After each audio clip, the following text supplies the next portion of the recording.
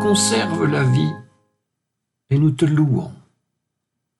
Seigneur, tu es lumière, tu nous éclaires et nous réjouis par ta lumière, nous te louons. Seigneur, tu es joie, tu nous donnes de partager ta joie et nous te louons.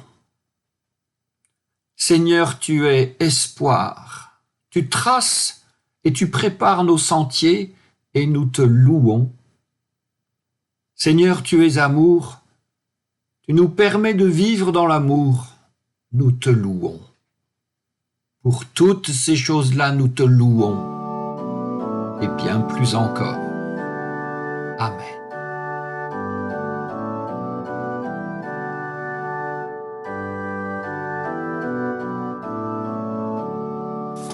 Seigneur, quand le bruit du quotidien nous empêche d'entendre ta voix, quand le bruit de nos soucis couvre tes paroles d'espérance, quand le tumulte de la vie semble nous emporter, éveille nos cœurs à ta parole. Seigneur, quand nous n'arrivons plus à discerner ce qui est prioritaire, quand nous ne voyons plus que l'ombre des choses, quand nous ne savons plus distinguer l'essentiel du superflu, ouvre nos yeux à ta présence. Éveille nos cœurs à ta parole que nous allons entendre maintenant. Qu'elle soit notre nourriture, celle qui nous permet d'avancer et de toujours espérer. Amen. Quand Jésus eut regagné en barque l'autre rive, revenu de l'étranger, il rentrait chez lui, en Galilée, une grande foule s'assembla près de lui. Il était au bord de la mer. Arrive l'un des chefs de la synagogue, nommé Jaïros. Voyant Jésus, il tombe à ses pieds et le supplie avec insistance, en disant « Ma petite fille est très près de mourir. Viens lui imposer les mains pour qu'elle soit sauvée et qu'elle vive. » Jésus s'en alla avec lui, une foule nombreuse le suivait et l'écrasait. Une femme qui souffrait d'hémorragie depuis 12 ans, elle avait beaucoup souffert du fait des nombreux médecins qu'elle avait consultés et elle avait dépensé tout ce qu'elle possédait sans aucune amélioration. Et au contraire, son état avait plutôt empiré. Une femme, donc, cette femme, avait appris ce qu'on disait de Jésus. Elle vint par derrière dans la foule et toucha son vêtement.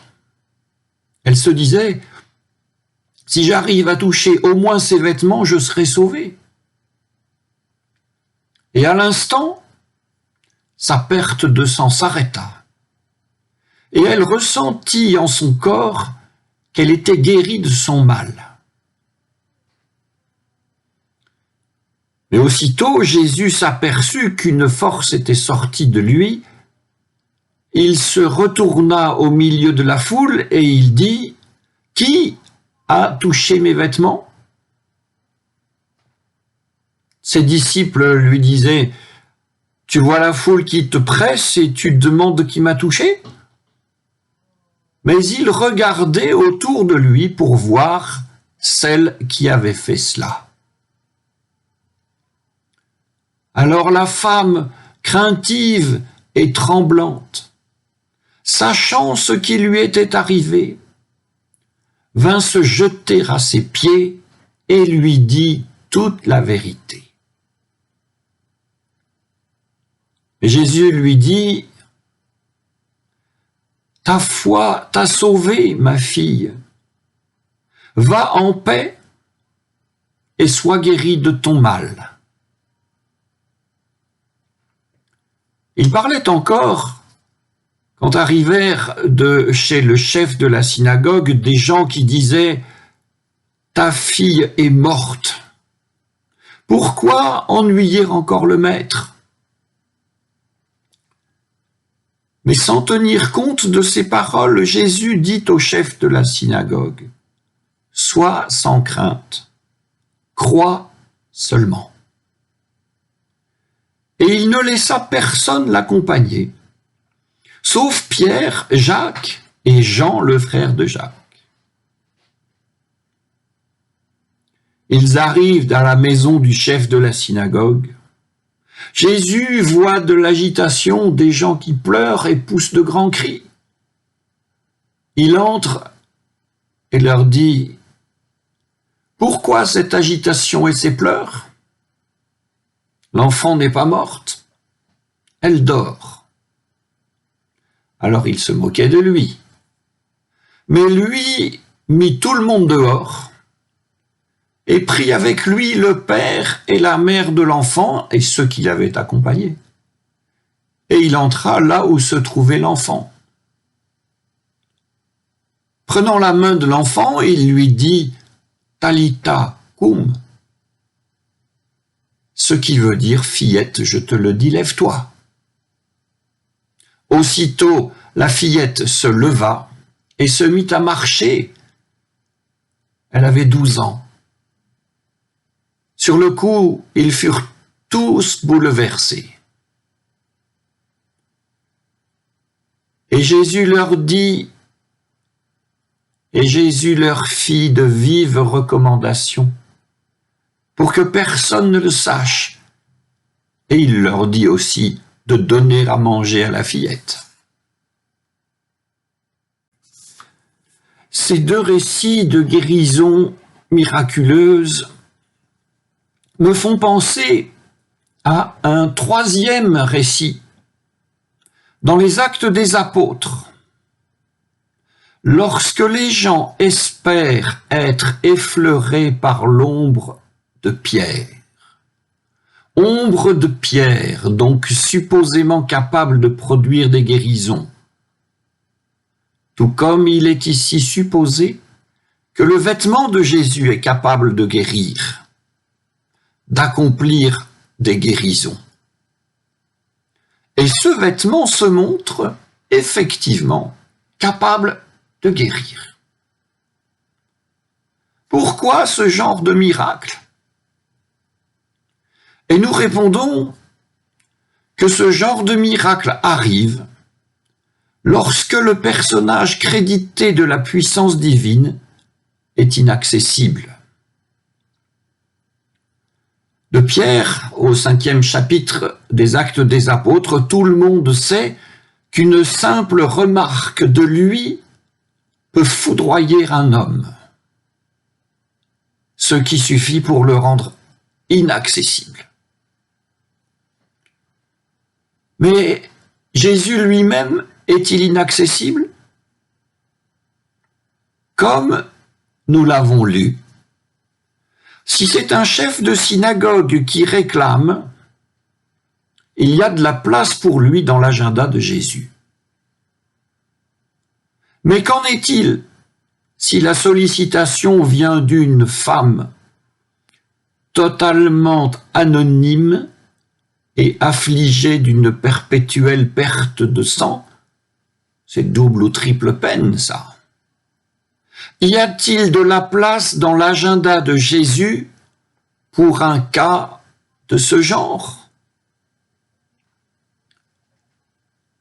Et force nous est faite de répondre que non, qu'il n'y a pas de place.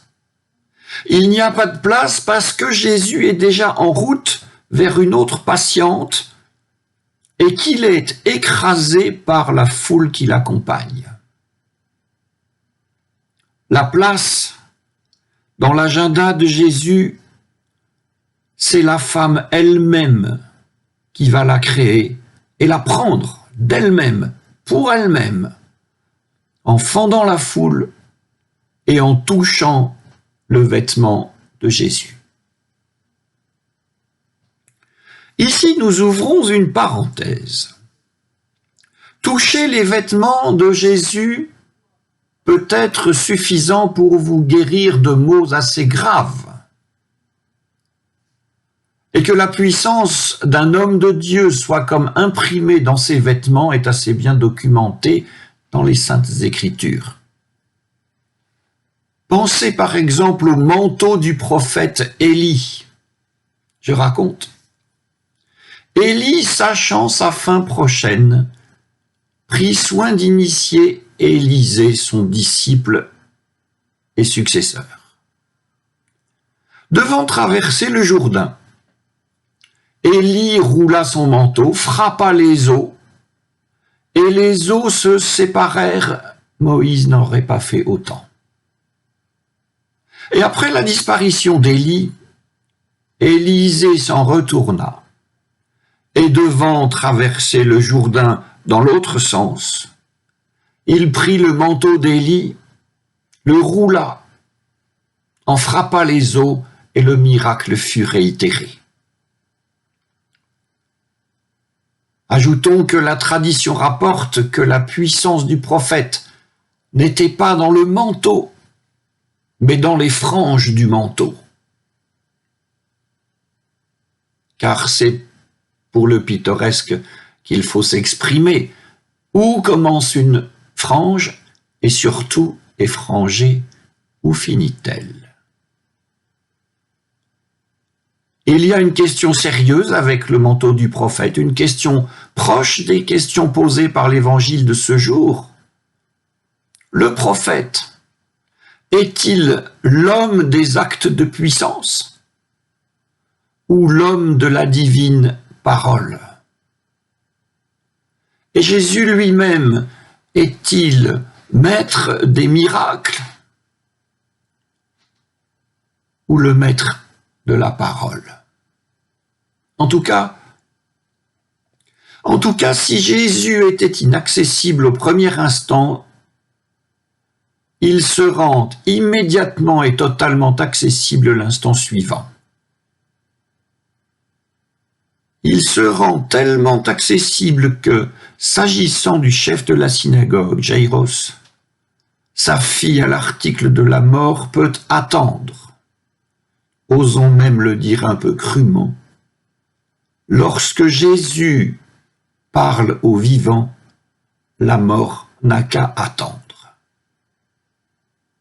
Jésus parle aux vivants, oui, c'est clair, mais qu'a-t-il à leur dire?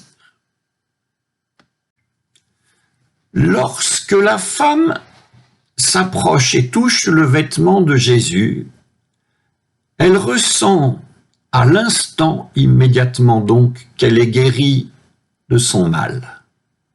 Et elle l'est, nous ne pouvons pas en douter. Mais, curieusement, quelques lignes plus tard, à la toute fin de son dialogue avec Jésus, celui-ci lui dit « Sois guérie de ton mal ».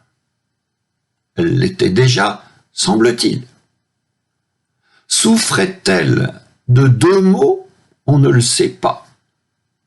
Fallait-il qu'au geste de la femme soit ajoutée la parole de Jésus pour que la guérison soit complète? Fallait-il que sa guérison soit publiquement ratifiée par la parole du Maître pour qu'elle soit socialement reconnue? Ce ne sont là que des hypothèses.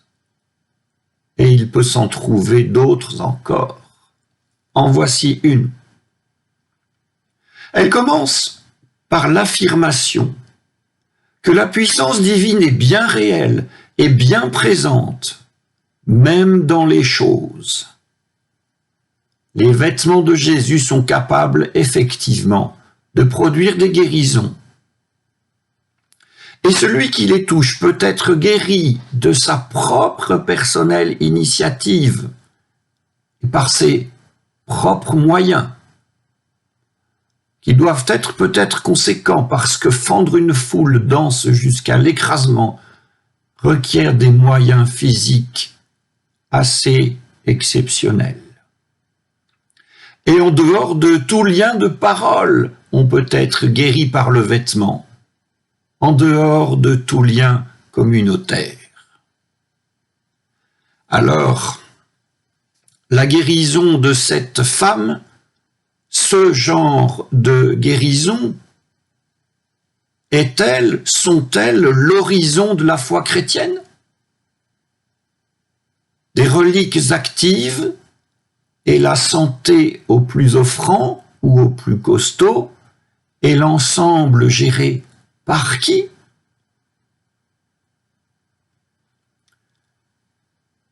Eh bien, Marc l'évangéliste, en arrêtant tout le cortège et en faisant se répéter « guéris de ton mal », signale que même si la divine puissance est bien réelle, et à cause de la foi des gens disponible, cette puissance dans les choses au plus audacieux et au plus costaud, là n'est pas ce que Jésus souhaite. Et donc, plutôt que la divine puissance agissant dans les choses, Jésus met en avant la divine puissance qui agit dans la parole. Parole mise en place publiquement et dans un lien communautaire. Plutôt donc que le miracle secret, muet et solitaire, Jésus, dans l'évangile de Marc, privilégie l'échange verbal, les yeux dans les yeux, parole avec parole, et le tout devant quelques témoins.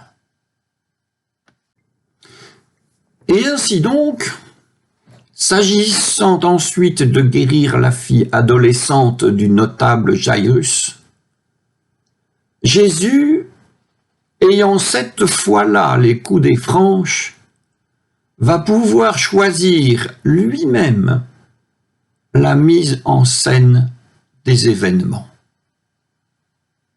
Remarquons d'abord que s'agissant d'un public nombreux de disciples et de sympathisants, Jésus n'en veut pas et ne conserve près de lui que Pierre, Jacques et Jean. Cela fait 3, toujours les 3 mêmes d'ailleurs. Peut-être que 3 est le maximum pour que les choses qui vont se passer sous leurs yeux soient ensuite pensées et élaborées en messages plutôt qu'inscrites dans un catalogue de miracles. Remarquons aussi que Jésus arrivé chez Jaïrus, entendant que son diagnostic fait rire l'assistance, il flanque tout le monde dehors, j'aime beaucoup cette scène, et ne conserve que les parents de l'enfant. Ils ne sont alors plus que 6 au chevet de la petite. Mais ce mouvement de concentration des personnes ne doit pas encore être suffisant pour Jésus, car nous lisons, il, Jésus, entra là où se trouvait l'enfant. Et ainsi, au moment même de l'effectuation de cette guérison, il n'y a personne que l'enfant et Jésus. Jésus et l'enfant, se tenant par la main, sortent de la pièce. La guérison a eu lieu dans le secret. Nous pouvons donc dire que cette guérison organisée par Jésus lui-même selon son propre vœu est une guérison sans témoin, et si l'on veut aussi sans publicité. Nous imaginons ici que Jésus veut simplement que des choses troublées reviennent dans l'ordre, et l'ordre dans cette situation-là, c'est l'enfant, bien vivante et bien nourrie, entre ses 2 parents. Rien de plus. Et nous pouvons aussi imaginer que cela ayant été acquis, Jésus file discrètement avec ses 3 disciples et on n'en parle plus. comme nous lisons. Jésus leur fit de vives recommandations aux parents pour que personne ne le sache. Et entendons dans ces recommandations que cela devrait, selon le cœur de Jésus, rester des événements à part, totalement réservés à l'intimité ici familiale.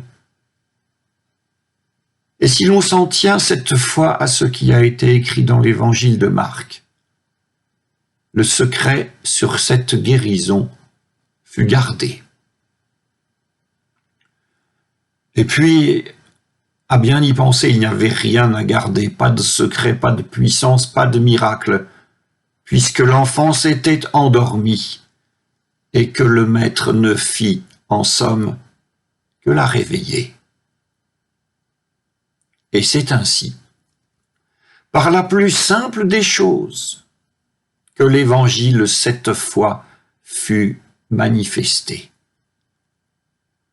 Puissent les choses être toujours aussi simples. Amen.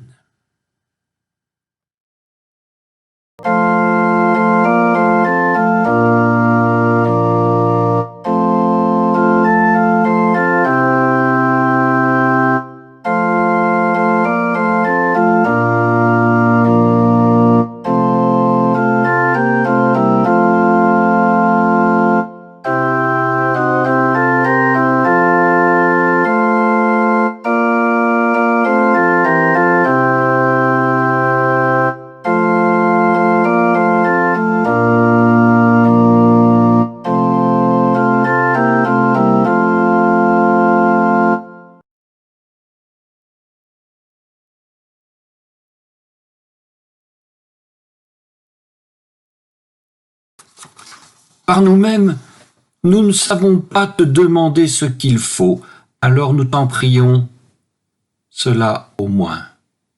Viens intercéder en nous par ton Saint-Esprit.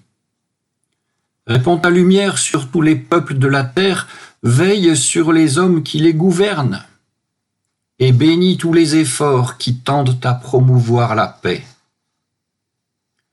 Protège le pays que tu nous as donné, conduis nos autorités dans une voie juste, inspire les responsables de nos églises et renouvelle notre vie à ton service. Fais reposer ta grâce sur nos familles, unis parents et enfants dans une même confiance en toi. Éclaire et dirige les éducateurs de la jeunesse. Aie pitié de ceux que visite l'épreuve, console les affligés, secours les malades, assiste ceux qui sont proches de la mort. Révèle ta grâce à ceux qui sont en difficulté avec eux-mêmes, à ceux qui sont aigris ou révoltés, à ceux qu'on méprise ou qu'on oublie. Et de nous tous, ô Dieu, souviens-toi selon tes promesses, que la paix du Christ agisse parmi nous comme un ferment de ton royaume qui vient. Seigneur Dieu, qui inspire toi-même à ton Église sa prière et son intercession, veuille exaucer les requêtes que nous t'avons présentées. Par Jésus-Christ notre Seigneur. Amen.